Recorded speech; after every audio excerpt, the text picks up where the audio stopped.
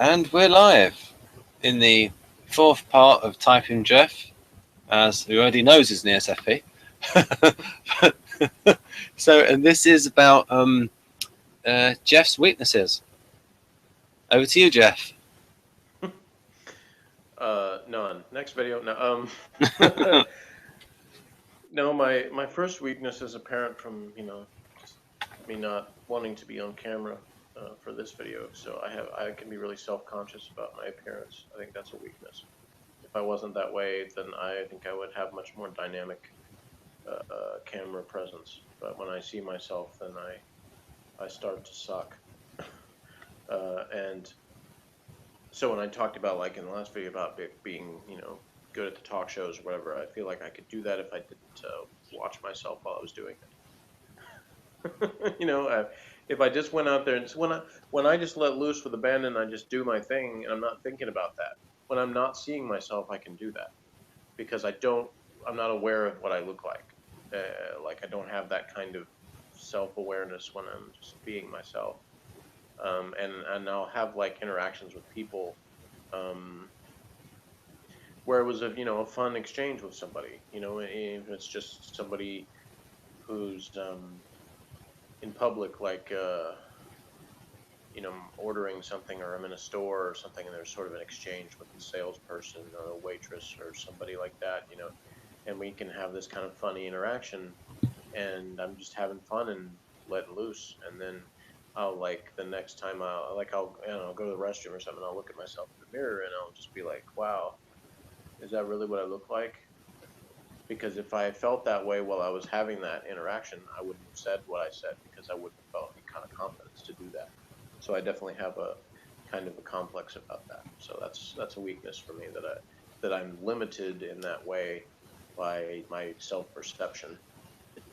And it's not just a self-perception, because as I talked about in my own video I did about extroversion, there's ample evidence in my life that I'm not exactly going to be winning any beauty contests, and that has probably hampered me in some circumstances from feeling like I can kind of fully be myself.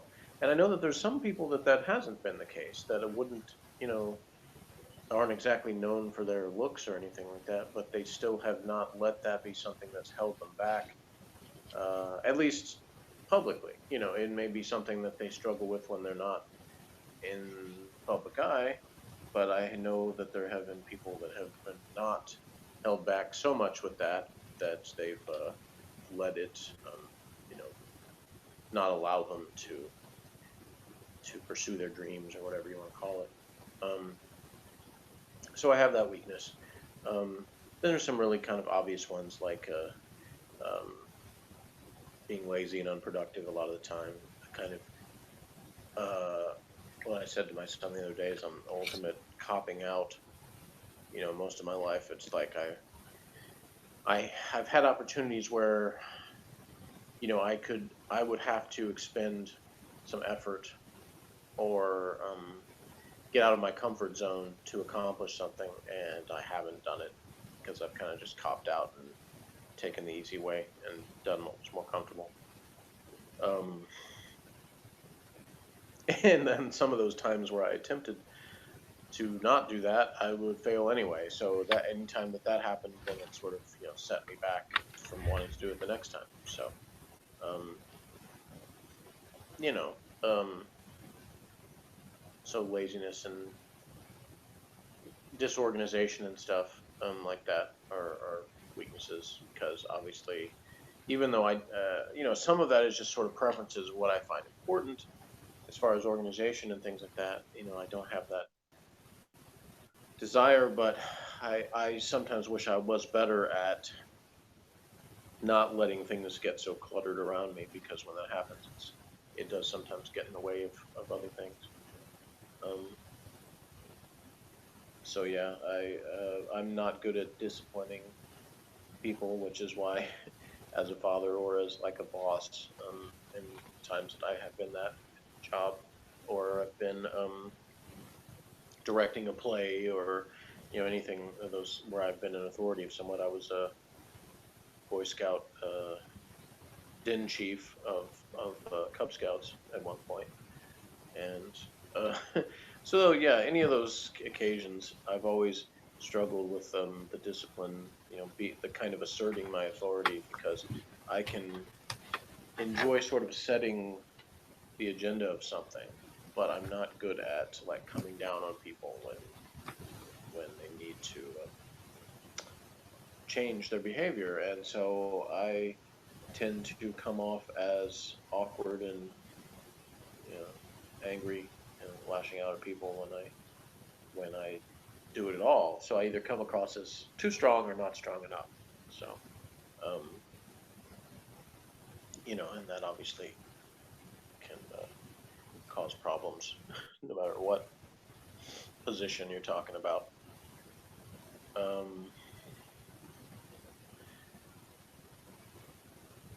yeah, I also am inconsistent in some things and just don't follow through with stuff. I think those are the big ones. It's just because those kind of a lot of other things sort of stem from that.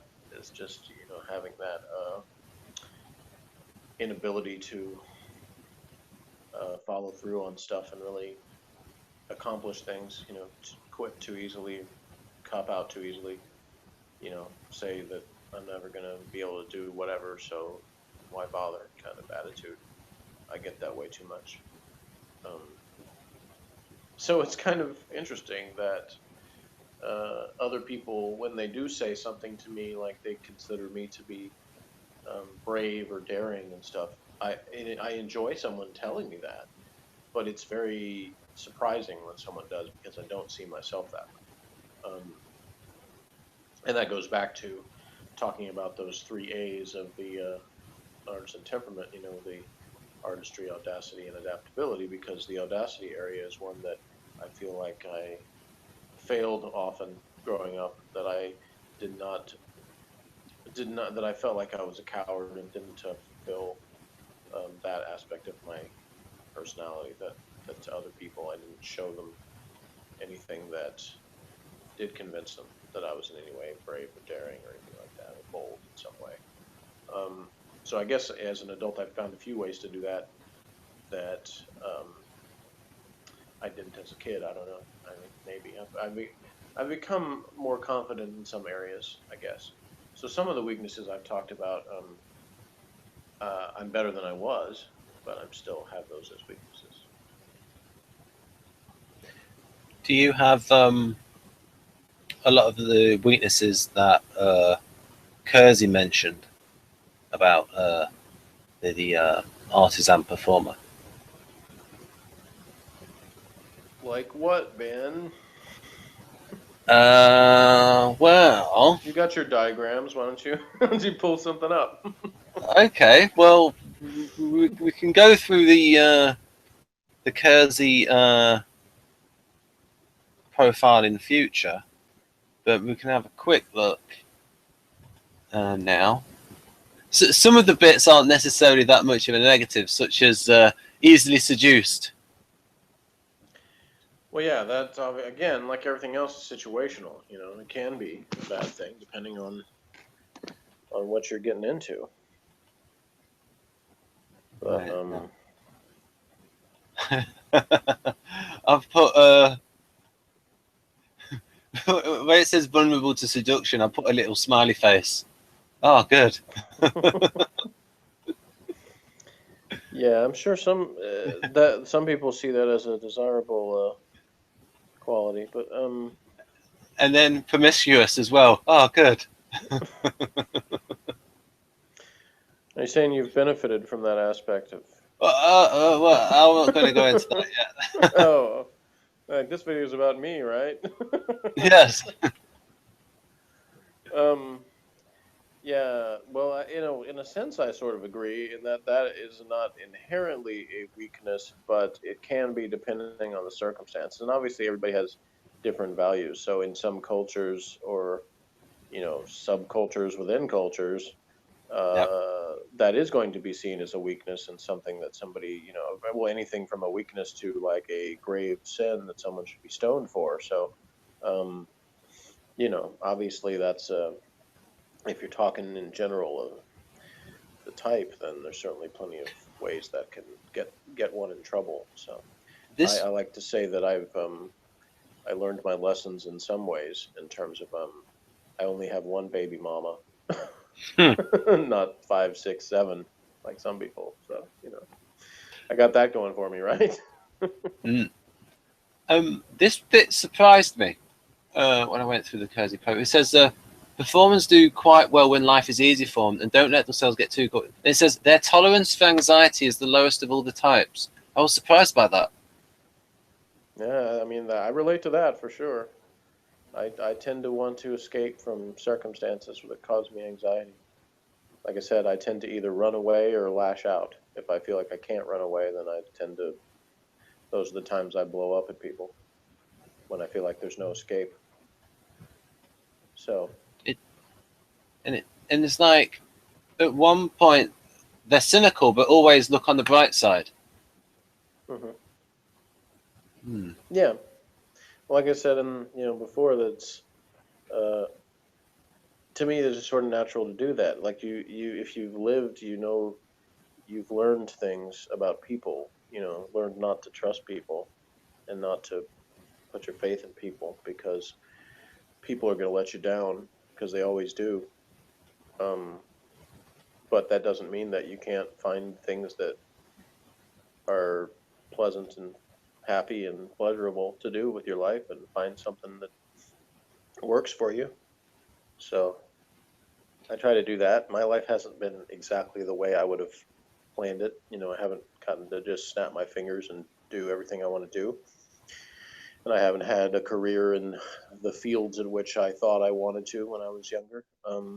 But that doesn't mean I haven't had plenty of ways to enjoy myself, plenty of opportunities for really enjoyable, fun activities.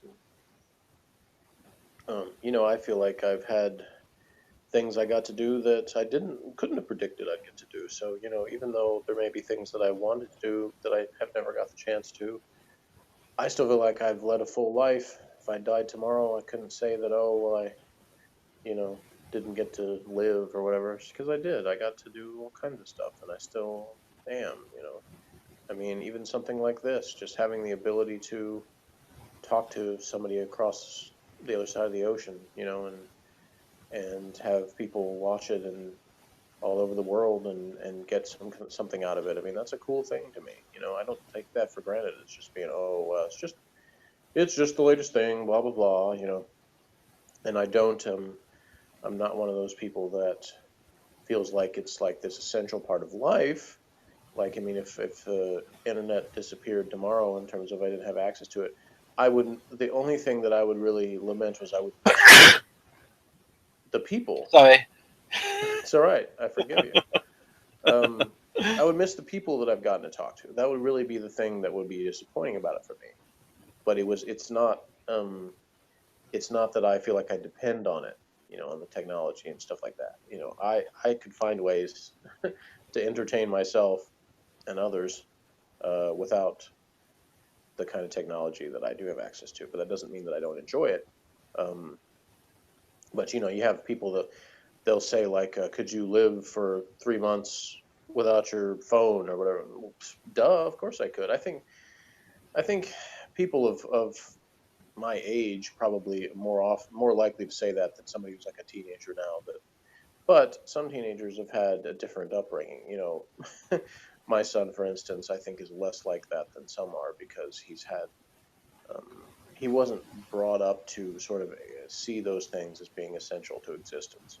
So, and he's smart. The combination of those two things makes him Hmm. aware of that those not being super essential. But um, as my kind of emotional uh, or over emotional action or feeling sometimes can be weakness in itself. Sometimes, I guess, because there can be times at which I am held back from doing something because I get too sort of emotionally wrought up in it or whatever. Um, I also have a weakness for expressing whatever that was just then that I was trying to express, because I don't think it came out very well. The more complicated something is, the harder it is for me to describe. That's the weakness. I can describe simple stuff much better. In this, one of the things in here, Jeff gave me the idea of. You talked about like the binomial name in like Latin, where you'd have like the genus and the species, like so entertainer, performer. And so I thought, oh, I'll try to find the Latin name for that. And it's exactly the same. So what I then wanted to look for was, okay, what's the redneck name for it? Wait, the Latin name of what is the same? Entertainer, performer. I checked it out on Google Translate. It's exactly the same. Are you saying that those are Latin words? Yeah. Okay. And then I looked for the redneck name, and this is what came up. All right. One of them entertainer performers. Yeah. See, that's that depends on where the redneck's from, because rednecks around here don't pronounce that. Wouldn't pronounce it performer like that. It would be performer. That's more of a Texas thing, to say performer. Performer sounds like it sounds almost more like a Midwest redneck kind of thing, like somebody from like Indiana or something.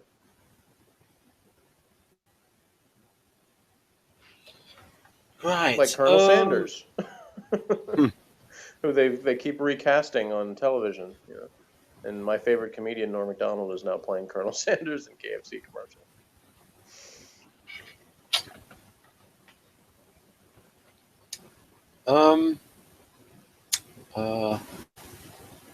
Any more weaknesses?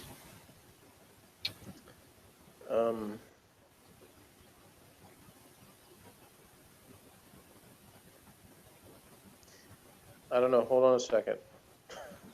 Okay. Because I can get some input. Yes, that would be cool.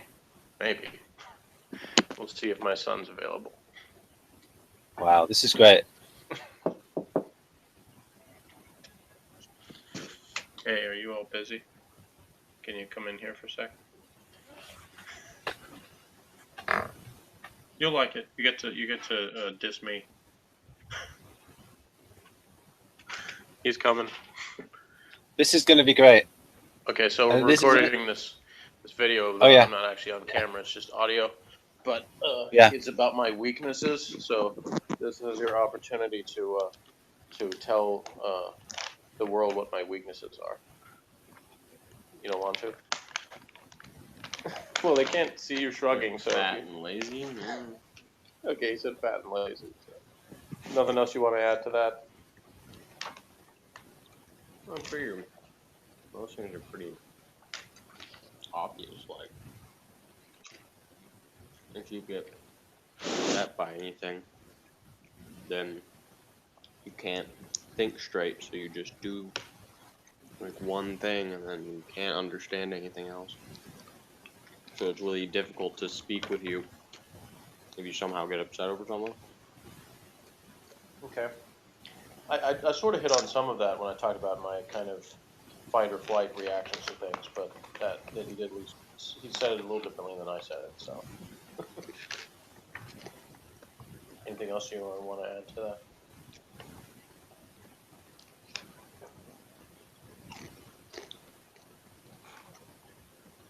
We ran out. What? I ran out of cookies and cream popcorn. That's disappointing.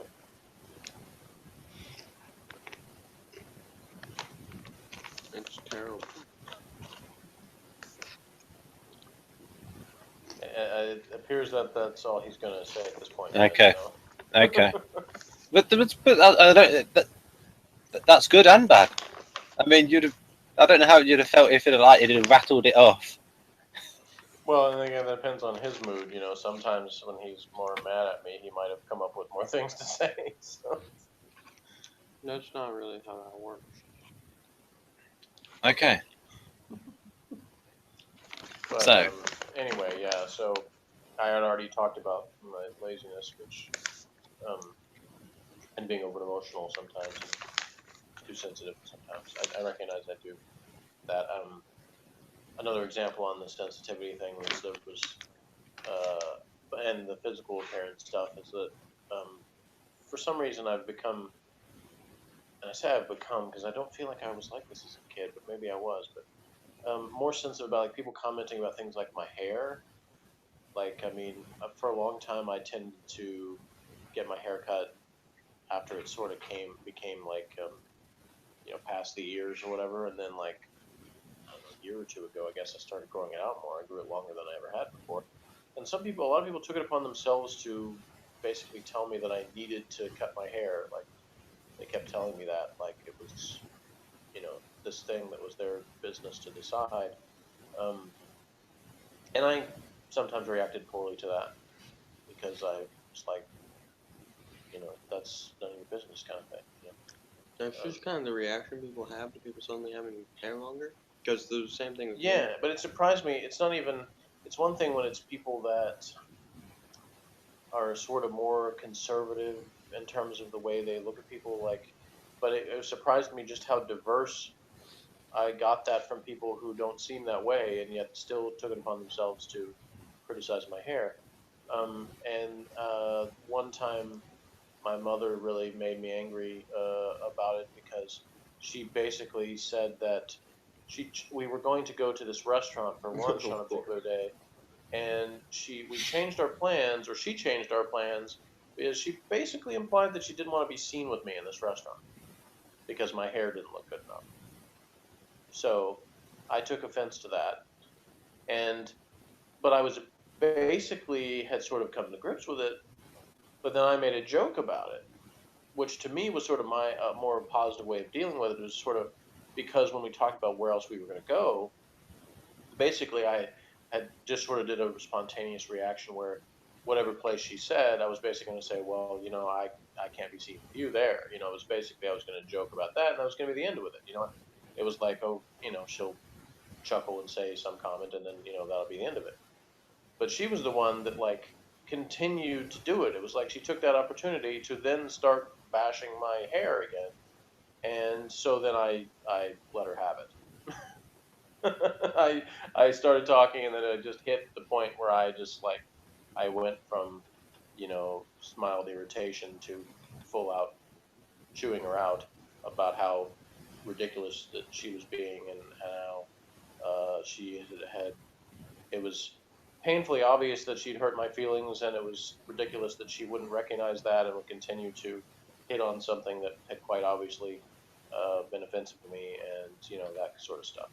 But of course, when I did that, that was one of those instances of I hurt her feelings by blowing up at her. That regardless of what the overall point was, it was going to take some time for that to sink in because her immediate thing was just I've been attacked by someone, so she had to sort of recover from that.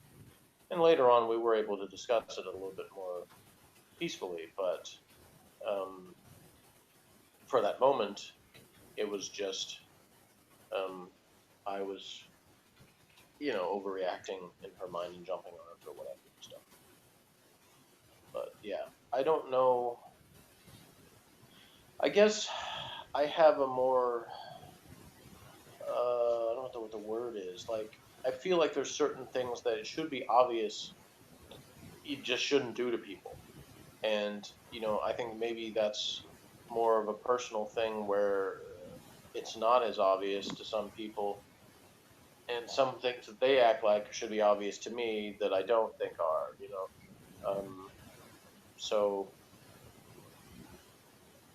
I think I think it's rude to just like walk into a room where people are having a conversation and just interrupt and start talking about something else. But I see people do that all the time, and apparently there's a lot of people who don't seem to be bothered by that because they just either that or they're just really good at covering because they just sort of roll with it. And my feeling is always when somebody does that, I wish everybody involved would just ignore that person and just continue the conversation that they were already having. Because to me, that's what you should do to basically show the person, no, you can't just walk in here and interrupt and think that somehow you're more important than what was already being discussed. Um, but a lot of people don't do that. they just let that person do that, and so that kind of pisses me off. But there's nothing I can do about it other than just not let somebody do that to me. But sometimes Uh, it's hard if I'm having a conversation with multiple people in a room and those other people allow that to happen, then there's not much I can do about it. Because then if I then like counter interrupt, then all of a sudden I look like a jerk. Like I'm the one who's trying to like be louder than that person or whatever, and it gets ridiculous. So, um, yeah, I am oversensitive sometimes, but I feel like it's balanced by the fact that I'm more considerate of people than some other people are. And I wouldn't do things that I knew bothered somebody on purpose to try to bother. If I knew that was an important thing, like I said earlier, there were times I wasn't aware of it. I was in the moment of something. I was enjoying what I was doing, and I just simply was not aware that I was doing something that hurt somebody. If I'm aware of it, I'm not going to keep doing that just to dig at somebody. That's just not something that I do.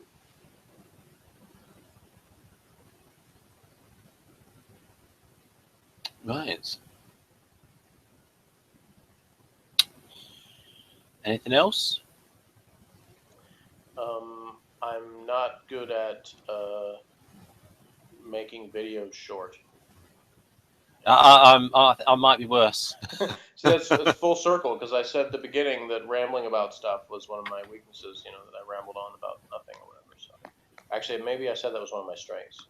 Yeah, I think I might have said that in the strengths video. Yeah, that's what it was.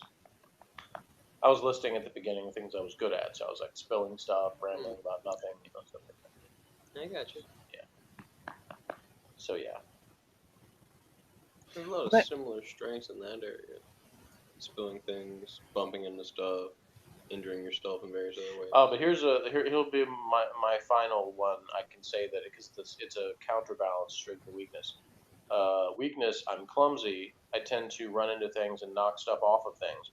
Strength is because I have so much experience doing that. I have quick reflexes and catch things as they're falling off of stuff and stop them from breaking. So I'm like the cartoon character in the movie that knocks the expensive base off of the thing, but then catches it before it hits the ground and puts it back up on the thing. So I have a lot of experience with doing such things. So, Morgan, do you want to say some of your father's positive qualities, in your opinion? He asked you to say what some of my positive qualities are.